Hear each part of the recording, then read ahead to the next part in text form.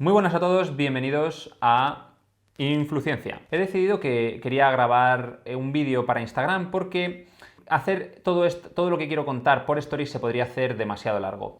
Y sin más dilación, comenzamos con la primera cuestión. En primer lugar, me habéis preguntado muchísimo sobre por qué la mortalidad en España y en Italia es tan elevada respecto a, por ejemplo, países como Alemania o como en Corea. Bien, esto pues es algo multifactorial y tiene varias explicaciones, tiene varias razones. Y bueno, pues voy a intentar desgranarlas un poco. En primer lugar, hay que entender que estos porcentajes se dan en base al número de personas que mueren respecto al número total de casos confirmados que están infectados. Como sabéis, y de hecho el propio ministerio ha reconocido, en España no se han hecho suficientes test como para evaluar cuál ha sido el impacto global en territorio español de la enfermedad. Esto hace que el número total de infectados sea relativamente bajo y probablemente esté infraestimado, es decir, haya muchos menos casos confirmados que casos reales totales. ¿Qué ocurre? Que si el numerador de esta división, que es el número de muertes, es alto y el denominador, que es el número total de casos, es bajo porque todavía no se han confirmado tantísimos casos positivos, esto hace que el porcentaje salga muy alto. Pero hay buenas noticias porque el Ministerio se ha comprometido a realizar más de 600.000 test en los próximos días para evaluar cuántas personas hay infectadas realmente.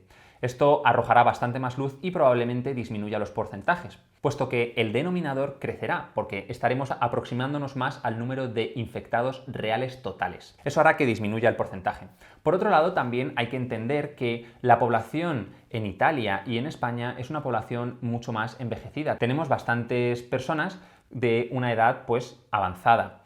Entonces, eso hace que, teniendo en cuenta que el virus afecta bastante más a personas de edad avanzada, pues también haya bastantes más muertes respecto, por ejemplo, a Corea del Sur, que quizás no tenga una población tan envejecida. Adicionalmente, pues de una manera muy triste, este virus ha infectado en zonas donde vivían personas muy vulnerables, es decir, en residencias de ancianos, con lo cual se ha extendido entre la población vulnerable y esto evidentemente hace que pues, aumente mucho la cantidad de muertos respecto al de infectados, porque evidentemente si infecta a personas mayores, pues estas personas están mucho más en riesgo. Entonces, esto va a ir bajando con los días. Yo creo que es una noticia muy positiva que se vayan a hacer tantísimos test en los próximos días, se va a masificar y esto nos va a permitir reducir las cifras de mortalidad y de saber mejor cuál ha sido el alcance de la enfermedad. Algunos comentáis que también afecta a personas jóvenes sin patologías previas y bueno, es cierto que esto puede afectar a personas jóvenes sin patologías previas, pero hay que tener en cuenta que esto es una cuestión de porcentajes. Es decir, si nosotros dijésemos que solo el 0,1% de personas de entre 20 y 30 años tiene sintomatología grave y puede llegar incluso hasta la muerte, eso quiere decir que el 99,9% de ese rango de edad no tendrá una sintomatología grave y que pues, no tendrá mayor problema. Sin embargo, no hay que olvidar ese 0,1. Y claro, si eso lo haces, por ejemplo, entre 10.000 personas de ese rango de edad, pues 10 sufrirán sintomatologías graves e incluso la muerte. Pero como digo, el otro 99,9% no ha tenido mayor complicación. Con lo cual, bueno, pues en ese sentido yo creo que hay que tenerlo en cuenta. Es verdad que oír las historias directamente lo vuelve mucho más emocional y más personal, pero yo creo que tenemos que centrarnos en los datos. En segundo lugar, muchas personas me habéis preguntado qué pasa con la vacuna. Bueno, pues simplemente comentaros que hay varios laboratorios, hay muchísimo interés en desarrollar una vacuna en estos momentos. Hay una carrera entre Estados Unidos y entre China por ver quién son los primeros en sacar la vacuna. Ya han comenzado los ensayos clínicos en ambos.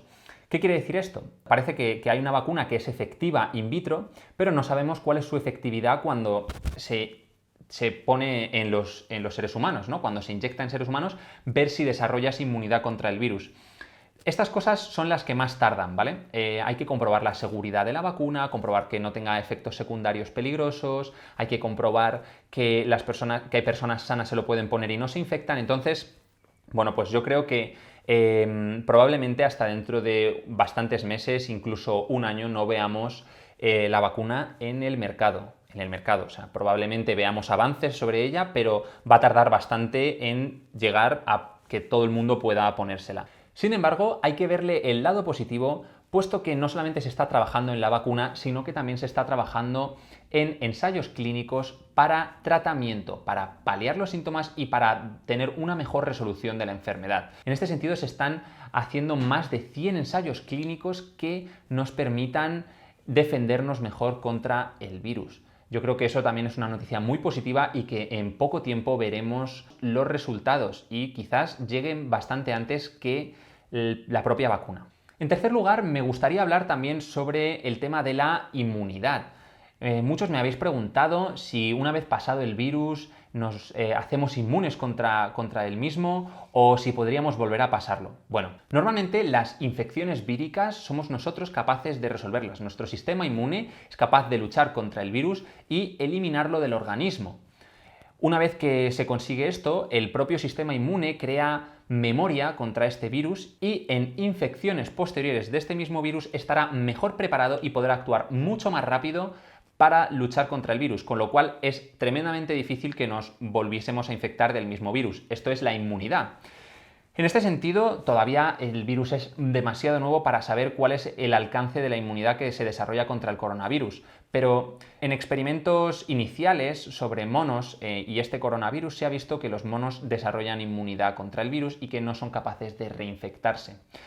Es bastante lógico pensar que nosotros también seremos capaces de desarrollar inmunidad contra el virus y que una vez pasada la enfermedad no podamos volver a infectarnos del coronavirus. Sin embargo, hay que mencionar que si este virus mutase, si este virus cambiase su forma de infección o su estructura externa, sí que podríamos considerarlo un nuevo virus, una nueva cepa de virus, y este nuevo virus sí que podría infectarnos. Esto, por ejemplo, es lo que ocurre con el virus de la gripe, que estacionalmente cada año llega una nueva oleada de virus de la gripe distinto para el cual nos tenemos que vacunar. Con lo cual, bueno, pues esto es un escenario que se podría plantear, es decir, que nos desarrollemos inmunidad contra este y que dentro de un año podamos encontrarnos con otro. Esto todavía no se puede asegurar porque es demasiado nuevo y no sabemos si seremos capaces incluso de acabar con él en este gran combate que estamos haciendo en estos momentos. Con lo cual, creo que es un escenario que no tenemos que pensar demasiado en él y de momento nos tenemos que centrar en el que estamos actualmente, que es intentar reducir el número de infectados al máximo posible e incluso conseguir que no haya más infectados. Ese es el escenario actual. En cuarto lugar, me gustaría comentar un tema que parece preocuparos bastante. Un pequeño porcentaje de personas que han pasado la enfermedad y dieron negativo en su test, posteriormente volvieron a hacerse el test y dieron positivo. Esto genera bastante preocupación, sobre todo teniendo en cuenta lo que se habló en el punto anterior de la inmunidad, ¿no? Alguien que había pasado la enfermedad puede volver a estar infectado. Bueno, existen bastantes posibilidades para explicar este fenómeno. En primer lugar, podría haber sido un falso negativo, es decir, que la vez que se hizo el test dio negativo y en realidad seguía siendo positivo, con lo cual una semana más tarde se volvió a hacer el test y seguía siendo positivo. Ese negativo fue falso, fue un falso negativo. Otra posibilidad, por ejemplo, es que la carga viral en el momento del test fuese no lo suficientemente alta como para dar un nivel de detección suficiente, con lo cual fue negativo y una semana más tarde la carga viral subió ligeramente y esta vez sí fue suficiente para dar positivo, con lo cual dio esa bajada, esa desaparición y aparición repentina, ¿no? El virus seguía ahí, lo que pasa que quizás no fuese detectable mediante técnicas de diagnóstico molecular. Y otra posibilidad también sería que el virus, a pesar de no ser infectivo, permaneciese más tiempo en nuestro organismo, pues como hacen otros virus que pueden llegar a estar durante meses en nuestro organismo, aunque nosotros ya no seamos infectivos. Creo que de momento estamos en un punto en el que es demasiado pronto como para saber exactamente cuál es la causa de estos positivos tras dar negativo, pero creo que debemos de estar tranquilos porque en general podéis observar que la gente se cura, en China ya hay más personas recuperadas que enfermas y en el resto de países donde la enfermedad va avanzando podemos observar que cada día hay nuevas altas. Y bueno, esto es un poco lo que os quería contar. Espero que os haya parecido interesante y espero que os haya gustado. Cuando vayan surgiendo nuevas cosas, pues no dudéis que os iré informando. Tampoco quiero convertir el canal de Influciencia en una temática de coronavirus, me gustaría hablar también de otras cosas, entiendo que es lo que preocupa ahora y entiendo que es algo sobre lo que la gente necesita información, pero bueno, también como consejo creo que deberíamos de intentar no sobresaturarnos de información, no sobresaturarnos de noticias, puesto que esto al final lo que puede hacernos es empezar a darle demasiadas vueltas, empezar a crear paranoia y bueno, yo creo que lo mejor es que intentemos pensar en otras cosas y bueno, dejar que los científicos hagan su trabajo, esperar que los tratamientos tengan efecto, esperar que las vacunas sigan hacia adelante y todos colaborar para el objetivo común que es evitar la expansión y transmisión del virus.